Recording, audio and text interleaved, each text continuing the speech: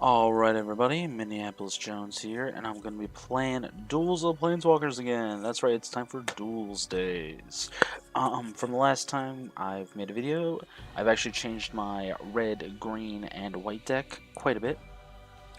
So I have taken out much of the enchantment benefit sub-theme. We still have a lot of enchantments. Let's get to the deck though.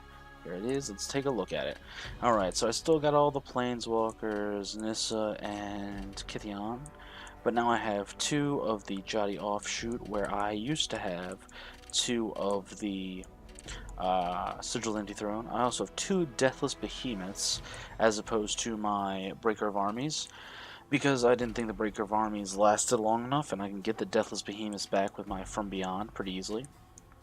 I have also replaced, I think that's it. I replaced, so I had two, what did I replace? Yeah, I only have two of the end game cards. I was supposed to have three, and I replaced one of them with a Retreat to Emeria, which I believe is just a better card in that it also costs 4 less than the, what was it called, the Breaker of Armies, and even 2 less than the Deathless Behemoth, so I have a much better chance of getting a Retreat to Emeria than I do of getting a useless 8-drop, or even 6-drop.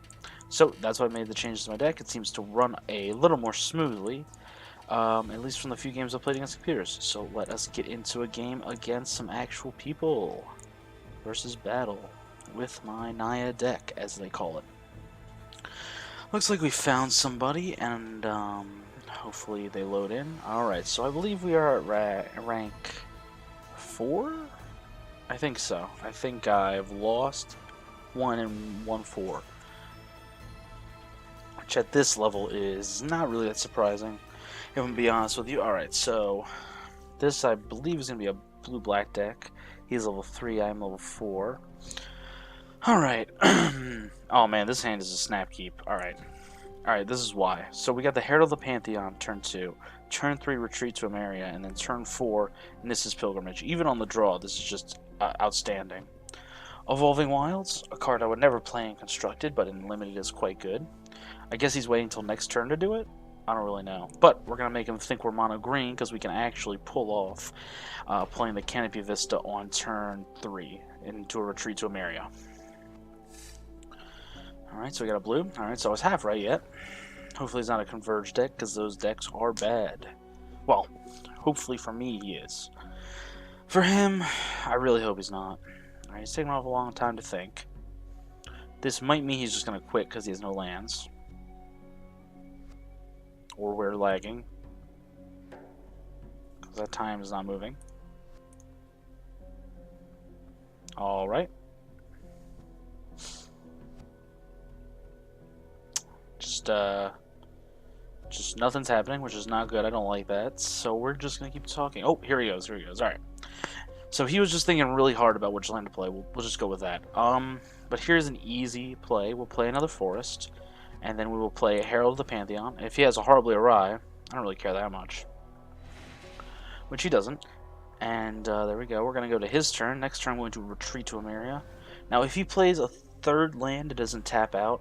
Okay. Now, tap out. I'm going to assume he has a counterspell. He does not. He is playing Benthic Infiltrator, which is a good card in its own right, but I don't think it's good enough to be running in a constructed deck. It might be. I might be completely wrong, but who knows. So let us play Canopy Vista, and then let us play Retreat to Emeria, gaining us 1 life, and then allowing us to have a whole slew of creatures in the future. I'm not going to attack. I probably should have attacked before I played the Retreat to Emeria, and by probably I mean for sure I should have, because, alright, that thing. Now, the reason I for sure should have was because then he would have assumed, well, not assumed, he would have thought I would have had a combat trick, right? At this rate, it doesn't really matter because I had already played the Retreat to Emeria. Now he's attacking me. I'm just going to let this happen because I have to, because I don't really care. At this point, I have enough cards, enough ways to get good cards, it doesn't matter. Unless he gets my Ulamog right here, which he doesn't. He just gets my Kithion, which is arguably my worst Planeswalker, and I would have rather had an Omnath, Locus of Wrath, anyway. So this will not come in tapped because I have a Plains right here, so we will play it right here. I will put a 1/1 core ally on the battlefield. I will then play Nissa's Passage to grab me 2 lands, 2 forests specifically, putting another core ally onto the battlefield, and then just waiting. Now we play the waiting game. I'm hoping for at least 2 more, 2 more of these guys before I finally get the what's it called? Before I finally do the +1/+1 mode on this. What is this? A Vile Aggregate? Okay. I fail to see why that is even relevant to me. It's a 4/5 against a 1/4. Now, if I get another red, I can just Rolling Thunder those 2, or those, yeah, it's those 2. He has a devoid / processor deck. This might actually hurt me pretty bad. Alright, retreat to Kazandu would have been nice, but a land would be even nicer. And looks like we got another 1/1. Let's play the land, and then Elvish Visionary, which gets us a whole bunch of guys in the field. And then next turn I can easily... Now, do I retreat to Kazandu here? It doesn't matter. I think I'd rather just do this. I'd rather dig deeper into my deck, because retreat to Kazandu, what does that even do for me? Oh, I can play it. Oh my god, I'm dumb. Get so much value out of this guy. Herald of the Pantheon is the unsung hero of this deck, so we're just gonna stay back. Why am I just staying back? Because if he attacks in, I can trade 4 of my guys for his 4/5. And if he attacks in, I'd really rather not do that. I'd rather get another red and then use Rolling Thunder.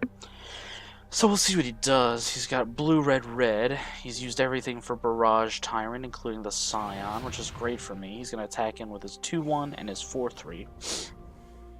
Or his 1/4. At least I think he will. Or he'll attack in with his 4/5 for some reason. 1, 2, 3, 4, 5. At least this way now, he will not be able to get that any bigger. He'll only process 1, and his Barrage Tyrant will do what exactly? And why didn't he attack with his 2/1? That's a question I don't even know. Oh, that would have been spicy and good. Alright, but it didn't happen, so... Zendarkar's Royal, definitely, gained me a life. I will get a 1/1. I will then put a 1 counter on him. And then I will get a 2/2. So as long as I keep drawing lands, I should be good, or at least anything I can do with lands. I'd really like it if I had, you know, just about anything. He's getting through my library, but he hasn't hit anything that I actually care about. So, I mean, that Moonvolley Acid Moss was kind of not my favorite thing that could have happened, but it still did happen, and sometimes you just gotta roll with the punches. So what I'm looking for now, either Moonvolley Acid Moss or a, what's it called? A Nissa's Pilgrimage, I believe it's called. Yeah, Nissa's Pilgrimage, the one that draws me 2 cards. Yeah, I want either one of those. Because now if he attacks him with anyone, except for this, alright, I don't know what this does for him. Well, obviously I know what it does for him. He taps it, it deals 1 damage to me, but he's gonna have to have a lot more colorless cards, especially if I get a second red. I'm just killing those 2 on the spot, and we are just gonna go rumble. Excuse me. Now he's getting a lot of my cards. I wish this is a land. That was the second red source I needed. Oh, this is Pilgrimage. We are just gonna grab some lands. Let's grab 2 lands. Put a 1/1 core token. Put a 1/1 on him. And then I get a 2/2. And then I put a 1/1 Tortoga on the battlefield, and I give that +1/+1. Then I attack with these 2 for 6. And he can trade any one of those 2 that he wants for me. It doesn't really make a difference to me. So attack with these 2, because I will win this race no matter what happens. If it's just my 2 3/3s versus his 2/1 and his 1/4. And then next turn, if I get another land, I'm just attacking in. Because next turn, if I even get 1 land, I get +1, +1 1, 2, 3, 4, 5, 6, 7, 8. Plus 8. So that is, even if he blocks, even if he doesn't attack this turn, then I am in real good shape. And I would really just like to get another red source for my Rolling Thunder or Akuma Firebird. But if he makes me discard, I'm going to discard this Akuma Firebird. He's doing 1 damage to me, that's fine. Fine against me.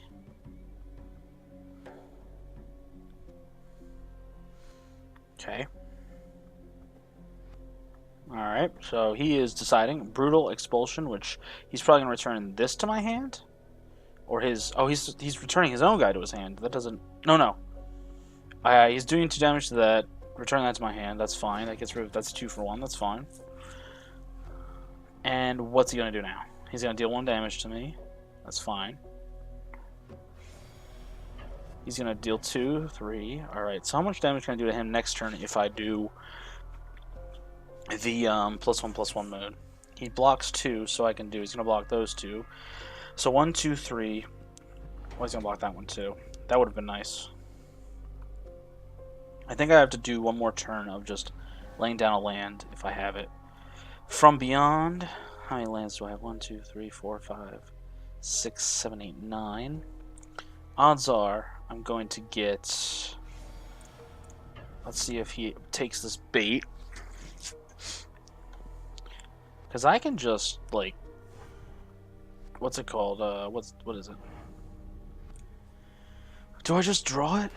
No, wait. If I do it next turn, then I can easily just get Ulamog, which he won't counter, probably, and I'll probably be pretty good off. I guess I'll wait to see if he taps out. If he taps out, I will get rid of From Beyond into Ulamog, get rid of everything on his field that I care about, and then I will... What is this? Titan's Presence? Alright, what are you going to get rid of? 3/3? Okay, Ulamog. What do I... You're never getting to Ulamog, dude. What? Why is that even in his deck? Alright, whatever. It doesn't make a difference to me. It's just... It seems strange that a deck that has no plan to get to 10 mana. There's no way that man's getting to 10 mana. There's none. If he attacks with both of those, I'm killing both of those, and I'm just gonna... Let's see. So he attacks with both. He's basically tapped out. He's used his Brutal Expulsion, which means he doesn't have anything for 1 red that can counter my spell. Did I wait too long to get the Ulamog? No, I just got a Jotty Offshoot. Can I stop and use my abilities? Alright, let's see. Let's get sacrifice this. Okay. Grab Ulamog, confirm.